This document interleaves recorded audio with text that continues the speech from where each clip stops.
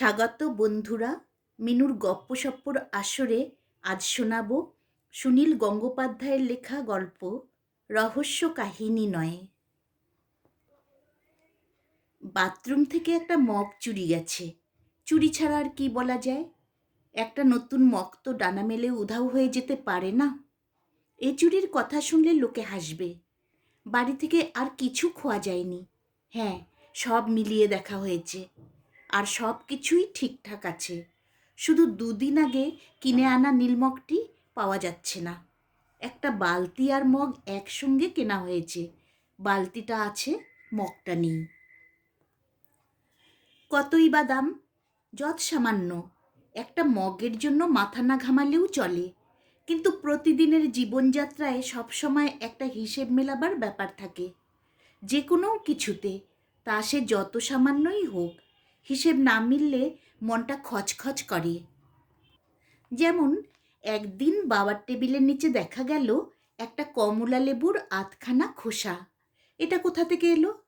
এ বাড়িতে তো বেশ কিছুদিনের মধ্যে কমলা লেবু খাওয়া হয়নি। বর্ষাকাল, এ সময় কমলা লেবু খাওয়ার রেওয়াজও নেই। কমলা লেবু সস্তা হয় শীতকালে। তবু ছেলেমেয়েরা কেউ শখ করে কিনে এনেছে। 3 ছেলে মেয়েই বলল, তারা কেউ কিচ্ছু জানে না। ওদের কেউ যদি এনেই থাকে, কমলা লেবু তো কোনো নিষিদ্ধ বস্তু নয়, অস্বীকার করবে কেন? তাহলে খোসাটা এলো কোথা থেকে? মগটাই বা গেল কোথায়? পরিবারের সদস্যরা ছাড়া শুধু 2জন মানুষ ওই বাথরুমে ঢোকে। কাজের মেয়ে শেফালি বাসন মাজা কাপড় কাচার জন্য বাথরুমটা অনেকক্ষণ তার দখলে থাকে। বাড়িতে গয়নাগাটি কিছু হারালে প্রথম সন্দেহও গিয়ে পড়ে কাজের মেয়ে কিংবা কাজের লোকের ওপরে। এ বাড়িতে সেরকম কোনো ঘটনা ঘটেনি। অর্থাৎ কানের দুলটুল মাঝে মাঝে তো হারাবেই। হারিয়েছে, আবার খুঁজেও পাওয়া গেছে। শেফালি 2-1বার খুঁজে দিয়েছে। শেফালি এমন কিছু হতদরিদ্রও নয়। তার বড় ছেলে এবার হায়ার সেকেন্ডারি পরীক্ষা দিয়েছে। ওর স্বামীও জুট মিলে কাজ করে। সেটা অনেক দিন বন্ধ থাকার পর গত মাসে খুলেছে আবার। পুরনো মাইনে টাইনেও পেয়েছে অনেকটা। এই তো কয়েকদিন আগে এ বাড়ির ভোলোমনা ছেলে যিশুর জামা কাচতে গিয়ে পকেটে 65 টাকা পেয়ে ফিরিয়ে দিয়েছে নিজে থেকে। সে চুরি করবে সামান্য একটা 15 টাকার মগ? দ্বিতীয় যে বাইরের মানুষ রোজ এই বাথরুমে ঢোকে, সে একজন ম্যাথর। আজকাল আর ম্যাথর বলা হয় না, খবরের কাগজে লেখে ধাঙর, আর গৃহস্থরা বলে জমাদার। কি তার নাম? জমাদারদের আবার নাম থাকে নাকি? সবাই তো জমাদার বলেই ডাকে। সে মগটা সরালো, কিন্তু সে তো চুপি চুপি আসে না, তাকে দরজা খুলে দিতে হয়। শেফালি তাকে জল ঢেলে দেয়। স্নানের মগ তো অত ছোট জিনিস নয় যে টপ করে জামার পকেটে পুরে নেবে। আহা, তাছাড়া জমাদাররা আবার গায়ে জামা পরল কবে? শীতকালেও তারা শুধু গেঞ্জি পরে আসে।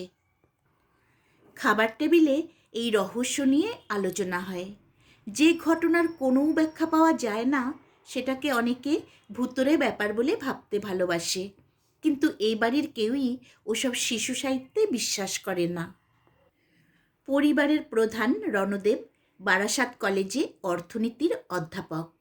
মা সম্পূর্ণা রানী হর্ষমুখী উচ্চ বিদ্যালয়ে ইংরেজি পড়ান। 3টি সন্তানের মধ্যে বড় ছেলে যিশু যাদবপুর ইঞ্জিনিয়ারিং কলেজে শেষ পরীক্ষা দিয়েছে গত মাসে। আর ছোট ছেলে পথিকৃৎ মায়ের স্কুলে পড়ে ক্লাস 9-এ। মাঝখানে মেয়ে নীলাঞ্জনা বাবা মায়ের খানিকটা অনিচ্ছাতেই ভর্তি হয়েছিল গভর্নমেন্ট আর্ট কলেজে। বাচ্চা বয়স থেকেই তার আঁকার হাত বেশ ভালো, আবার তার অঙ্কের রেজাল্টও খুব ভালো হতো। তাই রণদেব চেয়েছিলেন মেয়েও ইঞ্জিনিয়ারিং পড়ুক। আঁকা টাকার চর্চা তো বাড়িতে বসেও হয়। কিন্তু নীলাঞ্জনা গভর্নমেন্ট আর্ট কলেজে চান্স পেয়ে গেলে তিনি আর আপত্তি করেননি। সম্পূর্ণ খুঁতখুত করেছিলেন। এই নতুন বাড়ি বানানো হয়েছে হাবড়া অশোকনগরে। এখান থেকে নীলাঞ্জনাকে প্রতিদিন লোকাল ট্রেনে তারপর বাসে চেপে যেতে হবে ক্লাস করতে। সে কি এই ধকল সইতে পারবে? যিশু আর নীলাঞ্জনা প্রায় পিঠোপিঠি ভাই বোন। দুজনের স্বভাব একেবারে বিপরীত। যিশু দুর্দান্ত প্রাণবন্ত, জোরে কথা বলে, খেলাধুলোতেও চৌকস, অচেনা মানুষের সঙ্গে সহজে ভাব জমিয়ে নিতে পারে। আর নীলাঞ্জনা খুবই মৃদুভাষী আর লাজুক। ভিড়ের ট্রেনে কিংবা বাসে কেউ তাকে ধাক্কা দিলে কিংবা পা মারিয়ে দিলেও সে প্রতিবাদ করতে পারে না। কখনো সে তর্ক করে না কারুরই সঙ্গে। মনে মনে যাই ভাবুক, অন্যদের কথা মাথা নিচু করে মেনে নেয়। যে মেয়ে সাত চড়েও রা করে না, আমাদের দেশে তাদেরই তো ভালো মেয়ে বলে। আত্মীয় স্বজনরা সবাই সব সময় বলে, আহা, নীলাঞ্জনা কি ভালো মেয়ে, লক্ষ্মী মেয়ে। ছোট ছেলে পথিকৃৎ, ডাকনাম বাবলুও শান্ত স্বভাবের, গল্পের বইয়ের পোকা, বাবা মায়ের কথা শোনে। প্রথম প্রথম যিশু আর নীলাঞ্জনা এক ট্রেনে যেত কলকাতায়। ভিড়ের মধ্যে বোনকে সামলাতো যিশু। শিয়ালদায় নেমেই নীলাঞ্জনাকে বাসে তুলে দিয়ে সে অন্য বাস ধরত। কিন্তু প্রত্যেক দিন তো দুজনের একসঙ্গে ক্লাস থাকে না। যিশু ক্রিকেট ম্যাচ খেলার জন্য প্রায়ই দুর্গাপুর কিংবা আসানসোল যায়। সুতরাং 1 মাস পর থেকে নীলাঞ্জনাকে একাই যেতে হয় আর্ট কলেজে। যাওয়া আসার পথে কোনো দিন সে কোনো বিপদে পড়বে এ চিন্তা থাকেই সম্পূর্ণার। সন্ধ্যের আগেই মেয়ে বাড়ি ফিরলে তিনি নিশ্চিন্ত। আগে থাকতেন ভাড়া বাড়িতে। এই বাড়িটি বানানো হয়েছে 2.5 বছর আগে। একতলায় 4খানা ঘর, দোতলাতেও একটা ছোট ঘর হয়েছে কয়েক মাস আগে। সেখানে যিশু পড়াশোনা করে। পেছন দিকে একটি পুকুর, এদিকটা এখনও কিছুটা ফাঁকা ফাঁকা, যদিও প্রায় প্রতি মাসেই একটা করে নতুন বাড়ি গজাচ্ছে। তাহলেও পল্লীটি বেশ নিরিবিলি, প্রতিবেশীরা ভদ্র। মাঝে মাঝেই সে মন খারাপ করে বাড়িতে ফেরে। তারপর সারা সন্ধেটা সে মুখ ভার করে থাকে, কিংবা অসময়ে বিছানায় শুয়ে পড়ে মুখ গুজে। কি হয়েছে? আসা যাওয়ার পথে কেউ তার সঙ্গে খারাপ ব্যবহার করেছে কি না তা জানবার উপায় নেই। নীলাঞ্জনা তো মুখ ফুটে কিছুই বলবে না। মায়ের শত প্রশ্নের সে শুধু বলেছে, কই, কিছু হয়নি তো। কিছু যে হয়েছে তা স্পষ্টই বোঝা যায়। মেয়ে কি কারোর প্রেমে পড়েছে? এই বয়সে প্রেমের সঙ্গে মন খারাপের একটা নিবিড় সম্পর্ক থাকে। প্রেম ব্যাপারটাকে ভয় পান না সম্পূর্ণা। এই বয়সের মেয়ে তো একাধবার প্রেমে পড়তেই পারে। তিনি নিজেও তো বিয়ের আগে অন্য একজনের সঙ্গে টানা 2 বছর প্রেম করেছেন। সেই মানুষটিকে বিয়ে করা সম্ভব ছিল না। শেষ পর্যন্ত প্রচুর কান্নাকাটি করেছিলেন। এখন সেসব দিনের কথা মনে পড়লে মুখে মৃদু হাসি ফুটে ওঠে। বন্ধুর মতন মেয়ের পাশে বসে সম্পূর্ণা মাঝে মাঝে জিজ্ঞেস করেন, হ্যাঁ রে, ছেলেটা কে রে? তাকে একদিন বাড়িতে নিয়ে আয় না। নীলাঞ্জনা মায়ের দিকে এক দৃষ্টিতে চেয়ে থাকে। সেই নীরব ভাষার অর্থ বোঝা দুষ্কর। এ কথাও ঠিক, সম্পূর্ণা ভাবেন, এই মেয়ের পক্ষে কি কোনো ছেলের সঙ্গে সম্পর্ক পাতানো সম্ভব? ও তো কারুর সঙ্গে কথাই বলতে চায় না। সুশ্রী চেহারা, ওর দিকে কোনো কোনো ছেলে আকৃষ্ট হতেই পারে। কিন্তু মেয়ে যদি সাড়া না দেয়, তাহলে প্রেম হবে কি করে? সুতরাং প্রেমই যে নীলাঞ্জনার মন খারাপের কারণ সে সম্পর্কে নিশ্চিত হওয়া যায় না। এক সন্ধেবেলা 3 জন ভদ্রলোক ও এক মহিলা ধরাধরি করে বাড়ি পৌঁছে দিয়ে গেল নীলাঞ্জনাকে। তার হাঁটার ক্ষমতা নেই।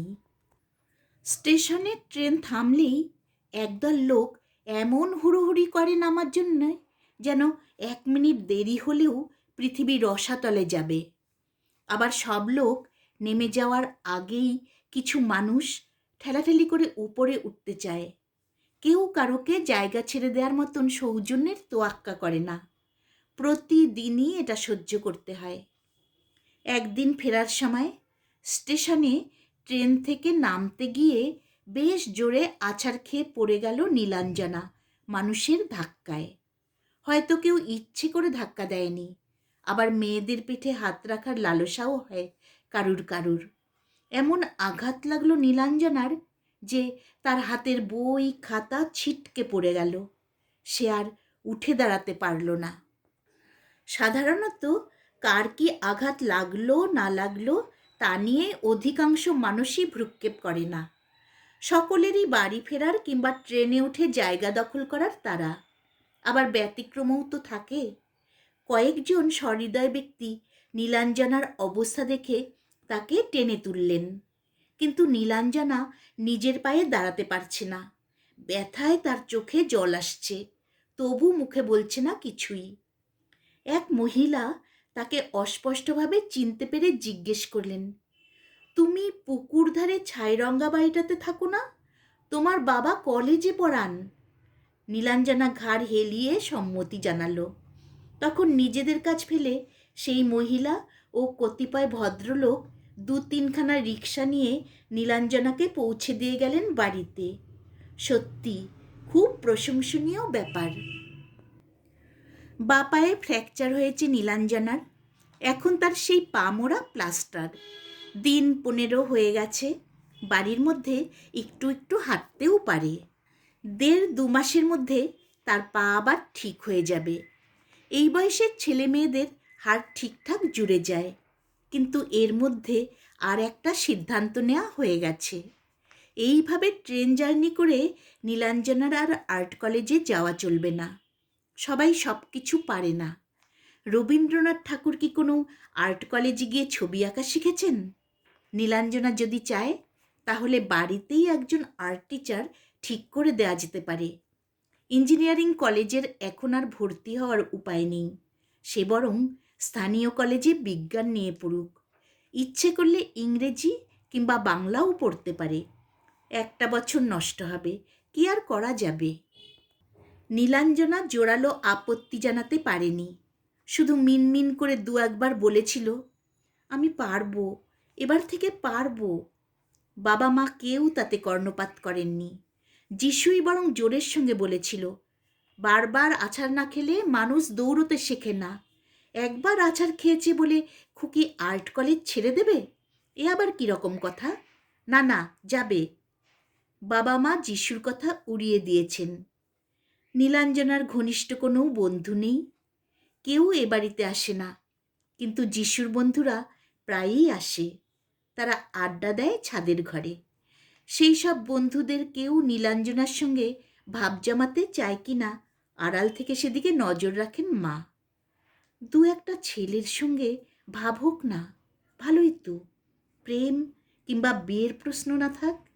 এমনি ছেলেদের সঙ্গে মেলামেশা করা মেয়েদের পক্ষে স্বাস্থ্যকর।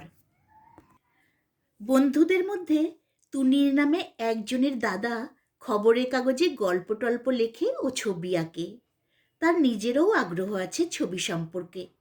ছবি দেখার জন্যে সে 2-1 গেছে নীলাঞ্জনার ঘরে। কিন্তু যে মেয়ে 1টা-2টোর বেশি কথাই বলে না, তার সঙ্গে ভাব জমবে কী করে? টুনির ছেলেটি অত্যন্ত ভদ্র। সে কখনো নীলাঞ্জনার গা ঘেঁষে দাঁড়ায় না। সম্পূর্ণা একালের ছেলে মেয়েদের কিছুটা বুঝতে পারেন। এরা অনেকটা পূর্ব সংস্কার মুক্ত। এখন দুপুরবেলা, আর সবাই চলে যায়। নীলাঞ্জনাকে হয় একলা থাকতে। ছবি আঁকার অঢেল সময়, কিন্তু রং তুলিতে হাত দেওয়ার ইচ্ছেটা চলে গেছে তার। সে জানালা দিয়ে চেয়ে থাকে বাইরের দিকে। পুকুরের জলে বৃষ্টির ফোঁটা পড়া দৃশ্যটা তার খুব প্রিয়। মগধাও রহস্যের মীমাংসা হতে না হতেই অদৃশ্য একটি ঘড়ি। এটা বেশ গুরুতর ব্যাপার। টেবিল ক্লক, কিন্তু মোটেই সাধারণ নয়। আজকালকার ঘড়িতে টনটন শব্দ হয় না, কিন্তু এটাতে হয়। আর ঠিক 1 ঘন্টা পর পর টুংটাং করে একটা বাজনা বেজে ওঠে। বাবাকে তার এক ছাত্র সুইজারল্যান্ড থেকে এনে দিয়েছে এই ঘড়ি। নীলাঞ্জনার পা ভাঙার পর বাবা বলেছিলেন, এটা তোর পড়ার টেবিলে রাখবি, এটা তোর। ঘড়িটা বেশ দামি তো হবেই, এটা নিশ্চিত চুরির ব্যাপার। এবারে শেফালির কথা প্রথমেই মনে হবে, কিন্তু শেফালিকে কারোরই সন্দেহ করার ইচ্ছে হয় না। অনেক দিন ধরে একজন মানুষকে দেখলে বোঝা যাবে না তার স্বভাব? বাসন মাজার কাজ করলেও তার আত্মমর্যাদা বোধ আছে। যিশু দারুণ হইচই শুরু করে দিল। বাড়িতে চোরের উপদ্রব শুরু হলো। চোর আসছে কোথা থেকে?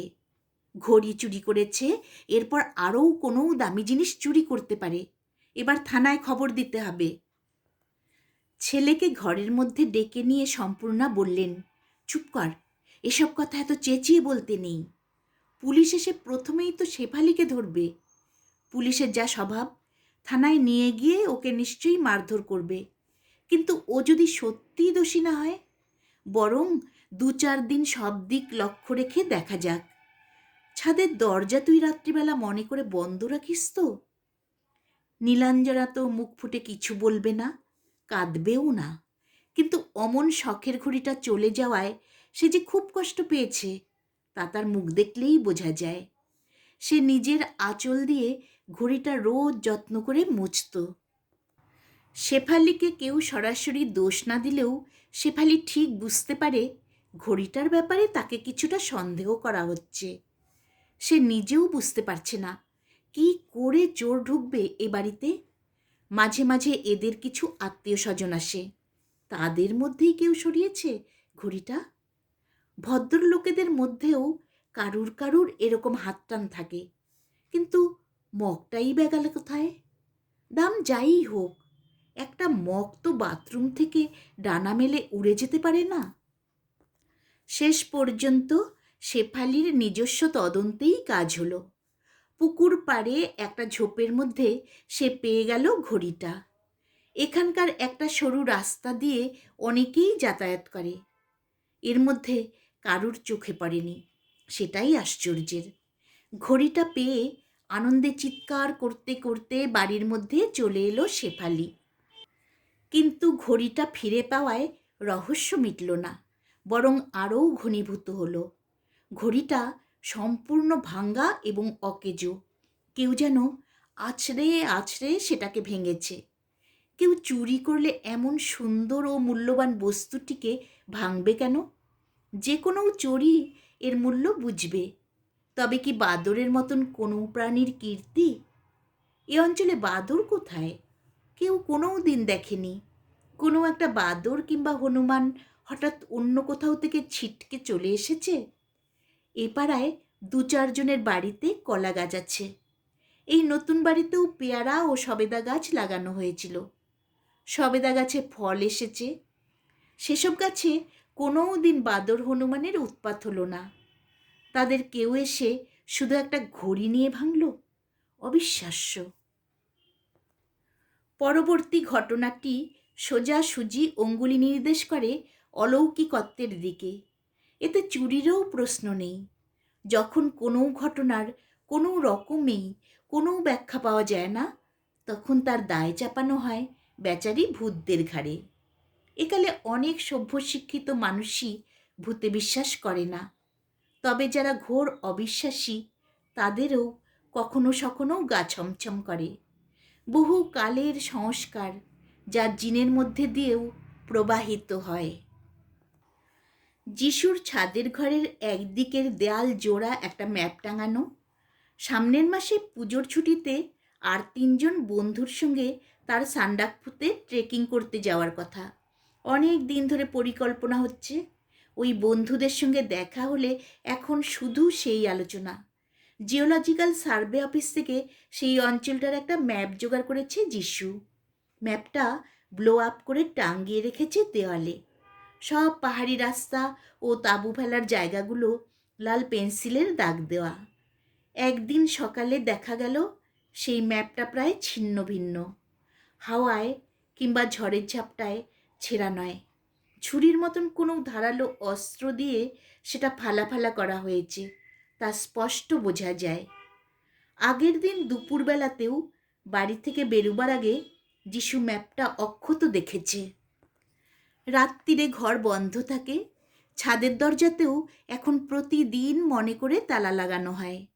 সকালে যিশু নিজে সেই তালা খুলেছে। দরজা যেমন বন্ধ ছিল তেমন বন্ধ আছে। তাহলে ম্যাপটার ওই অবস্থা হলো কি করে? যিশুর চেঁচামেচি শুনে বাড়ির সবাই উঠে এলো ওপরে। ঘটনাটি দেখে কারোর মুখে কোনো কথা নেই। এটা এমনই ব্যাপার যে কেউ কোনো মন্তব্য কিংবা নিজস্ব থিওরিও দিতে পারছে না। সকলেরই মনে মনে একটা প্রশ্ন, তবে কি তবে কি তবে কি কোনো অশরীরী? কঙ্কাল খটখটিয়ে যেসব ভূতপেতনি ঘুরে বেড়ায় তাদের গল্প একেবারেই বাচ্চাদের ভয় দেখাবার জন্য। হিন্দুদের মৃতদেহ পুড়িয়ে ছাই করে দেয়া হয়, সেই ছাই থেকে আবার শরীর ধারণ করা যে একেবারেই অসম্ভব তা বিজ্ঞানের সাধারণ ছাত্রও জানে। তবু একটা ব্যাপারে অনেক জ্ঞানী গুণী ব্যক্তিরও খটকা আছে, আত্মার অস্তিত্ব সম্পর্কে। মৃত্যুর পরেও মানুষের আত্মা ভেসে বেড়ায়। অতৃপ্ত আত্মা জীবিতদের মধ্যে ফিরে আসতে চায়। প্রামাণিক সত্য নয় বলে বিজ্ঞান এখনও আত্মার অস্তিত্ব মানে না, কিন্তু অনেকের বিশ্বাস তা মানে। বিশ্বাসীদের মতে অতৃপ্ত আত্মাকেই সাধারণ মানুষ মনে করে ভূত। ছুটির দিন বলে একটু বেলার দিকে বেড়াতে এলেন তুতুল মাসি তার 2 ছেলে মেয়ে ও স্বামীকে নিয়ে। আগের থেকেই এদিকে আসার ঠিক ছিল। তুতুল মাসির স্বামী নীরজ হালদার নির্বিরোধী শান্ত প্রকৃতির মানুষ, সব সময় স্ত্রীর বাধ্য। সে বাধ্যতার পুরস্কার হিসেবে প্রায়ই তিনি স্ত্রীর কাছ থেকে ক্যাবলা, হ্যাবলা, বুদ্ধি কম এইসব বিশেষণ পান। ছেলে মেয়ে দুটিও ভয় পায় মাকে। তুতুল মাসি তো এসেই সব ঘটনা শুনলেন। সঙ্গে সঙ্গে তিনি রায় দিলেন জোর গলায়, ফেংসুই ফেংসুই না মেনে বাড়ি বানানো হয়েছে, তাই এইসব অঘটন ঘটছে। তোমাকে তখনই বলেছিলাম শেষদি, উত্তর দিকে সদর দরজা করো না, তুমি শুনলে না। পূব কিংবা দক্ষিণ দিকে অনেক জায়গা ছিল, জানলাগুলোও যেন কেমন ধারা। যিশু কৌতুক করে বলল, ফেংসুই না মানলে বুঝি বাড়ি থেকে জিনিসপত্র উধাও হয়ে যায়? গভীর বিশ্বাসী চোখে তুতুল মাসি বললেন, মাস 6 আগে দিদির স্কুলের আগেকার হেডমিস্ট্রেস জয়ন্তীদি মারা গেলেন না? কি হিংসেই করতেন দিদিকে, কতবার ল্যাং মারার চেষ্টা করেছেন। ওইসব হিংসুটি মানুষদের মরে গেলেও মুক্তি হয় না। আমার দৃঢ় বিশ্বাস তারই আত্মা এইসব উপদ্রব করছে। ফেংশুই মেনে বাড়ি বানালে সে বাড়িতে কোনো দুষ্ট আত্মা নাক গলাতে পারে না। যিশু বলল, দুষ্টু আত্মার বুঝি চান করার জন্য মগ লাগে? তুতুল মাসি বললেন, তুই চুপ কর, ইয়ার কি হচ্ছে আমার সঙ্গে? যিশু বলল, না ইয়ার কি না, সিরিয়াসলি বলছি, আত্মা তো অশরীরী, তাই না? কোনো অশরীরী জিনিসপত্র টাচ করবে কি করে? তুতুল মাসি বললেন, আত্মারা সব পারে, তখন ওদের অসাধারণ শক্তি হয়। যিশু বলল, আমাদের ক্ষতি করার জন্য না হয় একটা দামি ঘড়ি ভাঙবে, কিন্তু আমার ঘরের ম্যাপটা ওভাবে কাটবে কেন? এমনি পাহাড়ের ম্যাপ, আত্মারা কি পাহাড়কে ভয় পায়? তুতুল মাসি বললেন, তুই থাম তো, তোর সঙ্গে তর্ক করতে চাই না, ভারী দুপাতা ইংরেজি পড়ে। যিশু হাসতে হাসতে বলল, আমি ইংরেজি বেশি পড়িনি, আমি ইঞ্জিনিয়ারিং পড়ি। ম্যাটার, এনার্জি, ফিউশন এসবের গুণাগুণ বিচার করতে হয়। বিজ্ঞানে যা প্রমাণিত হয়নি, যেমন এনার্জি কোনো ম্যাটারকে। তুতুল মাসি বললেন, তোদের বিজ্ঞান অনেক কিছুই পারে না। ওইটুকু যে ছোট্ট একটা প্রাণী মশা, বিজ্ঞান তাদের এই পৃথিবী থেকে শেষ করে দিতে পেরেছে? যিশু বলল, তুমি ভূতের সঙ্গে মশার তুলনা দিলে, ভূতরা রেগে যাবে না? যিশুর গায়ে একটা চাপড় মেরে মাসি বললেন, তুই থাম তো।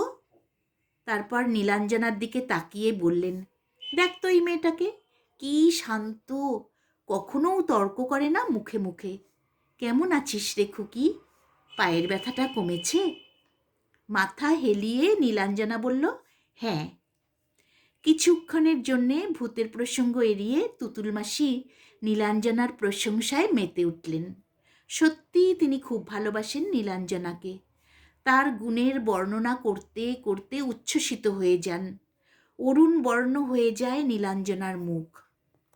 তুতুল মাসি নীলাঞ্জনার পিঠে হাত বুলোতে বুলোতে বললেন, জানো দিদি, এক একজনের মানুষকে দেখলেই বোঝা যায় তারা ভগবানের খুব প্রিয়। ভগবান সব সময় নজর রাখেন তাদের ওপর। আমাদের খুকি সেরকম একজন, যে কোনো বিপদ থেকে ভগবান সবসময় ওকে রক্ষা করবেন। যিশু আবার ফস করে বলে উঠল, তাহলে খুকির পা ভাঙল কি করে? ভগবান কি তখন অন্যমনস্ক ছিলেন, না খেতে বসেছিলেন? ছোট ভাইটাও এবার হেসে উঠল এই কথা শুনে। তুতুল মাসি বললেন, ভগবানকে নিয়ে ঠাট্টাই আর কি করতে নেই বাবলু, ওরকমভাবে হাসবি না কক্ষনো। ভগবান যা করেন তা মঙ্গলের জন্য। খুকির পা ভেঙেছে, তার মানে ওর একটা কোনো বড় ফারাক কেটে গেল। ও তো আছাড় খেয়েছে প্ল্যাটফর্মে। যদি ভিড়ের ধাক্কায় চলন্ত ট্রেন থেকে পড়ে যেত, তাহলে কি হতো? ভাবলেও ভয় হয়। কলকাতায় কলেজে আর ওকে পড়াতে যেতে হবে না। তারপরেই নিজের দিদির দিকে তাকিয়ে বললেন, সদর দরজাটায় দেয়াল তুলে বন্ধ করে দাও, দক্ষিণের দিকে গেট বসাও, না হয় একটু ঘুরে এসে বাড়িতে ঢোকা হবে। আর একটা যজ্ঞ করতে হবে। জাস্টিস অনিন্দ চৌধুরীর বাড়িতেই তো এরকম একটা যজ্ঞ হলো। সে বাড়ির কোনো জানালায় ছিটকিনি লাগতো না। সম্পূর্ণা খুবই অবাক হয়ে বললেন, জানালায় ছিটকিনি লাগতো না বলে যজ্ঞ? তুতুল মাসি বললেন, হ্যাঁ গো, কতবার মিস্ত্রি ডেকে ঠিক করা হয়েছে, তবু ঠিক হয় না। যখন তখন জানালা খুলে যায়। অনিন্দ চৌধুরীর স্ত্রী তো মাতৃসেবা সংঘের প্রেসিডেন্ট, তাই আমাদেরও নেমন্তন্ন করেছিলেন। জানো দিদি, ওদের ছেলে টঙ্কার অনেক দিন বিলেতে ছিল, সে হঠাৎ ফিরে এসেছে। ওদের তার আর ভালো লাগছে না, এখন এখানেই বিজনেস করবে। কি ভালো ছেলে, যেমন চেহারা তেমনি সুন্দর, তেমনি ভালো স্বভাব, স্মার্ট। আমাদের খুকির সঙ্গে চমৎকার মানাবে। আমাদের খুব ইচ্ছে তুমি যদি মত দাও তো আমি ওদের সঙ্গে কথা বলতে পারি। ওরকম নামকরা ফ্যামিলি, কিন্তু টাকা পয়সার কোনো গুমর নেই। খুকিকে একবার দেখলেই ওদের পছন্দ হয়ে যাবে। এরপর আর এ ঘরে থাকা যায় না। মুখ নিচু করে বেরিয়ে গেল নীলাঞ্জনা। যিশুও সিগারেট টানার জন্য চলে গেল ছাদের ঘরে। নিজের ঘরে এসে নীলাঞ্জনা জানালার শিক ধরে দাঁড়িয়ে রইল পুকুরের দিকে চেয়ে। রাগে তার শরীর জ্বলছে। খুব রাগ হলে চোখে জল এসে যায়। যখনই কেউ তার একটানা প্রশংসা করে, তখনই তার অসহ্য বোধ হয়। সেই সব প্রশংসার ভাষা কি? সে খুব শান্ত, সে লাজুক, সে মুখে মুখে তর্ক করে না। এর প্রত্যেকটাই তো তার অযোগ্যতা। সে সত্যি কথা বলতে পারে না, সে অন্যায়ের প্রতিবাদ করতে পারে না, সে জোর দিয়ে কিছু চাইতে পারে না। প্ল্যাটফর্মে আছাড় খেয়ে তার পা মটকে গেছে। এরকম ছোটোখাটো অ্যাক্সিডেন্ট তো অনেকেরই হয়। তা বলে তার আর্ট কলেজে যাওয়া বন্ধ হয়ে যাবে? সে এতই দুর্বল যে জোরালো প্রতিবাদও করতে পারেনি। প্রতিবাদ করেনি বলেই সে ভালো? সে মা বাবার অন্যায় মেনে নিয়েছে। তুতুল মাসির বর ভদ্র, শান্ত ধরনের মানুষ, কিন্তু পুরুষ মানুষ বলেই এগুলো তার অযোগ্যতা, ক্যাবলা, হাদারাম। আর মেয়েদের এগুলোই গুণ। যিশু বন্ধুদের সঙ্গে আড্ডা দিয়ে এক এক দিন কত দেরি করে ফেরে। কালই তো ফিরেছে রাত 10:30টায়। একটু নেশাও করেছিল। তাকে বাবা মা কিছুই বলে না। আর নীলাঞ্জনার কোনো দিনই সন্ধ্যের পর বাড়ির বাইরে থাকার উপায় নেই। সে যে ভালো মেয়ে, সে মা বাবাকে দুশ্চিন্তায় ফেলে না। কিসের দুশ্চিন্তা? যাতে সে অবাধ্য বা মন্দ হয়ে না যায়। নীলাঞ্জনা যে আসলে কি ভাবে তা কেউ জানে না। সে এরকম ভালো হয়ে থাকতে চায় না। ভালো হওয়া মানে তো দুর্বলতা।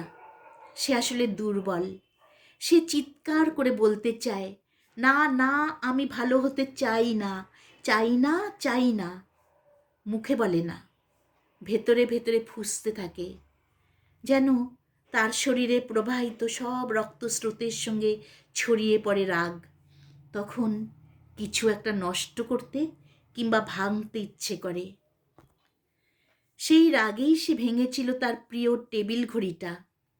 সেই ঘড়ি সব সময় টিকটিক করে সময় জানায়। 1 ঘন্টা পর পর একটা সুর বেজে ওঠে। সেই সুর জানিয়ে দেয় জীবন থেকে 1 ঘন্টা খরচ হয়ে গেল। নীলাঞ্জনার জীবনে তো সময়ের কোনো মূল্যই নেই। সে চিরবন্দিনী, ভদ্রতার কাছে, ভালো মানুষের কাছে। সেটা মনে হতেই সে ঘড়িটা ঠুকে ঠুকে ভেঙেছিল। সেটার সব কলকবজা নষ্ট হয়ে যাওয়ার পর ছুঁড়ে ফেলে দিয়েছিল পুকুরের ধারে। বাথরুমের নতুন মগটাও সে ওইভাবেই ফেলে দিয়েছিল পুকুরের জলে। সেটা জল ভরা ছিল, তাই সঙ্গে সঙ্গে ডুবে গেছে। যিশুর ঘরের ম্যাপটা ফালা ফালা করাও তো তারই কীর্তি। কেন তার ভাই দেয়ালে পাহাড়ে অত বড় একটা ম্যাপ টাঙিয়ে রাখবে? বন্ধুদের নিয়ে সে যাবে ট্রেকিংয়ে। মাথার ওপর বরফ রঙের শরৎকালের আকাশ, মাঝে মাঝে নীল হ্রদ, কোমরে দড়ি বেঁধে পাথরের খাজে খাজে পা দিয়ে উঠছে 4টে ছেলে। নীলাঞ্জনা কল্পনায় স্পষ্ট দেখতে পাচ্ছিল সন্ধেবেলা ওরা তাঁবুতে বসে আড্ডা মারতে মারতে ব্রান্ডির বোতলে চুমুক দেবে। হঠাৎ শোনা যাবে বাতাসে শো শো আওয়াজ, কাছেই একটা ঝর্ণা। নীলাঞ্জনা কোনো দিন যেতে পারবে ওখানে? সাড়া দিতে পারবে সুদূরের হাতছানিতে? আজকাল কিছু কিছু মেয়েও এভাবে যায়, নিজের দল বেঁধে, কিংবা পুরুষদের সঙ্গে। একটি মেয়ে তো এভারেস্টের চূড়াতে উঠেছিল। নীলাঞ্জনা পারবে না, তার সে সাহস নেই। বাবা মাকে এমন প্রস্তাব দিলে তারা আঁতকে উঠবেন। সে জোর করতে পারবে না। তার নিজেরই এই অক্ষমতা তার ব্যর্থতার জন্য, অন্য কারুরও ওপরে নয়। তার নিজের ওপরেই খুব রাগ হয়। সেই রাগে সে ফুঁসতে থাকে। যিশুর ঘরে সে গিয়েছিল একটা জেমস ক্লিপের খোঁজে। দেয়ালের পাহাড় উপত্যকার মানচিত্র হঠাৎ তার অসহ্য বোধ হলো। কেন ওই পাহাড়ে তার যাওয়া হবে না? তাহলে পাহাড়টাই মুছে যাক। যিশুর দাড়ি কামানোর ব্লেড দিয়ে সে ম্যাপটাকে। আজও তুতুল মাসির কথা শুনে তার সেই রকমই রাগ হচ্ছে। ভালো মেয়ের নিকুচি করেছে। জোরে জোরে নিঃশ্বাস ফেলতে ফেলতে তার একবার ইচ্ছে হলো জানলার গ্রিলের খানিকটা ভেঙে ফেলতে। তারপর সে পাখি হয়ে উড়ে যাবে। কিন্তু শিক ভাঙার ক্ষমতা তার নেই। তাহলে কি গলায় দড়ির ফাঁস বেঁধে সেই ভালো মানুষই থেকে মুক্তি নেবে? কিন্তু মরতে তো তার ইচ্ছে করে না। সে ছবি আঁকার একগুচ্ছ তুলি নিয়ে ছুঁড়ে ফেলে দিল বাইরে।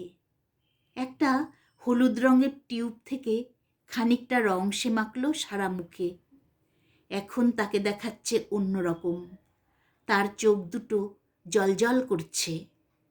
ফিস ফিস করে সে বলতে লাগলো, মরবো কেন? মরবো না। আমি আর ভালো মেয়ে থাকবো না। এবার থেকে আমি ইচ্ছে মতন যা খুশি করব, যা খুশি, যা খুশি। তবে বাবার টেবিলের তলায় কমলা লেবুর খোসাটা সে ফেলেনি।